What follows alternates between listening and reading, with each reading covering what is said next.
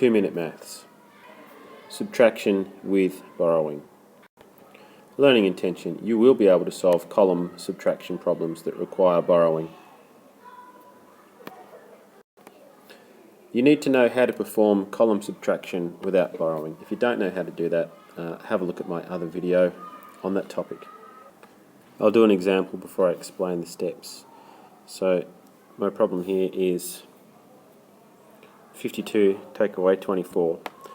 Now I start in the units column and I need to take the bottom number away from the top number, so it will be 2 take away 4.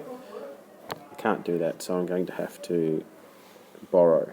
So I go next door to number 5, turn that into a 4, and then I turn my 2 into a 12.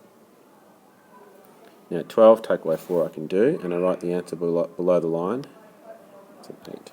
Then I move to the column to the left, and the problem now reads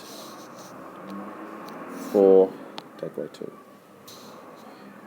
and 4 take away 2 is 2. So the steps are, first of all, start with the column on the right. Secondly, if the bottom digit is less than the top digit, subtract as normal and move to the next column. But if the top digit is less than the bottom digit, you need to borrow. How do you do that? Reduce the value of the top digit in the next column by 1. Put a little 1 next to your top digit to make it a 2-digit number, and then subtract. 73 take away 47. I start in the right column. I have to take 7 away from 3, which I can't do. So I need to go to the next column on the left and turn the 7 into a 6 and put a little 1 in the units column, making it a 13. So now I can read it as 13 take away 7, which is 6, and then I do 6 take away 4 is 2, the answer is 26. Once you understand the method, it doesn't matter how large the sum is. This sum is 852 take away 476.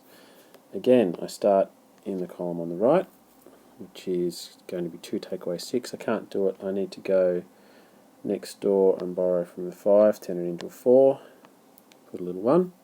Now it reads 12 take away 6, which is 6. Now, when I'm working in this column, it's going to be 4 take away 7. Again, I can't do it. So, and note that I'm working with the number that I've changed up the top there, not the original 5. So 4 take away 7, I can't do it. I have to borrow again. So I go to the hundreds column, turn the 8 to a 7, and now I've turned that into a 14. So it's 14 take away 7. And 14 take away 7 is 7. Then in the hundreds column, 7 take away 4 is 3. Common mistake people make when subtracting is they subtract the top from the bottom.